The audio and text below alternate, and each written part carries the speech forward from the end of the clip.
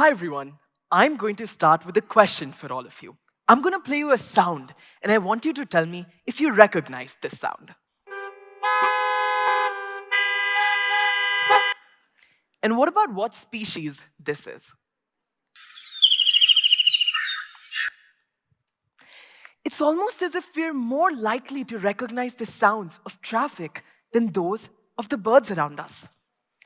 When was the last time you woke up to the song of a nightingale rather than your alarm clock?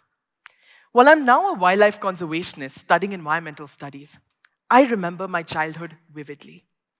The mulberry tree that shrouded my home, the hawk that visited my porch, the jackal that traversed my backyard. Visuals of the earth come back. Climbing mango trees barefoot, running after butterflies in roadside meadows, and visiting national parks across India with my parents. All of this instilled an intrinsic love for nature within me. But the more I fell in love with nature, the more it broke my heart to see that we were killing the ecosystems that had sustained us for so long. I knew we had to do something, but what? What could a 16-year-old possibly do to save the species around him? Luckily, two things happened. One, I decided to turn my terrace garden into a mini jungle during the COVID lockdown. And number two, I saw magical things. I saw creatures that fly like cranes passing over my balcony in Delhi, creatures that slither like snakes on my staircase, and creatures that crawl like a gray mongoose, its eyes blood red and its fur standing on edge. It stared at me and growled. And was I scared? No. If anything, I loved it and I wanted to attract more of it. I suddenly became a foster father to more than 300 lime butterflies, 4 bulbuls, a joint family of owls, and so many more species. My idea is that nature can be an urban concept. The biggest lie that has been sold to my generation, younger people like me, is that to find nature, you have to go out of the cities in remote jungles or national parks. And that has left us more disconnected from the natural world than ever before.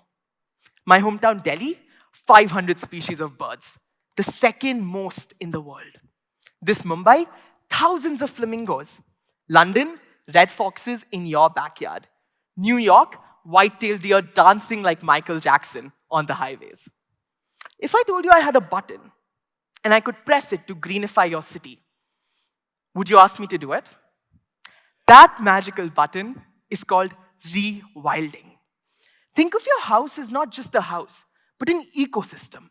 And a lot of these ecosystems group together in a neighborhood to form a larger ecosystem, like a power grid, which connects electricity to you, but a nature grid, which connects wildlife to you through your homes. That's what is so wonderful about rewilding. But one might ask, does it really work? Well, I put it to the test in 2020 when I planted more than 500 plants on my just 1,500 square foot terrace. And what happened?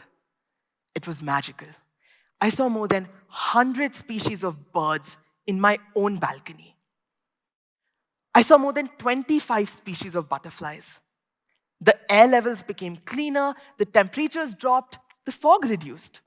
And instead of the screams of my mother, I could finally wake up to the calls of birds. That was the biggest win for me.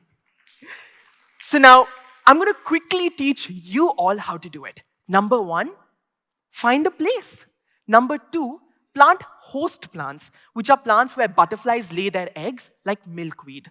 Number 3, you want to plant fruiting and flowering varieties of plants like hibiscus, ixora, to attract bees and butterflies. Make sure your plants don't require a lot of water. And the last point is go out to forests, nurseries, friends.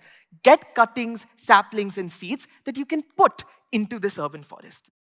Rewilding has the potential to be a neighborhood-based, community-led, local nature solution. And it can be scaled across all cities. Wouldn't you want that for your city, for your home, for your children, for our future? Just think. Flamingos in community gardens, pollinators on bus stands, Asian paradise flycatchers in your homes. The possibilities are endless. And it doesn't even have to be a home. That's just what I transformed into an urban forest.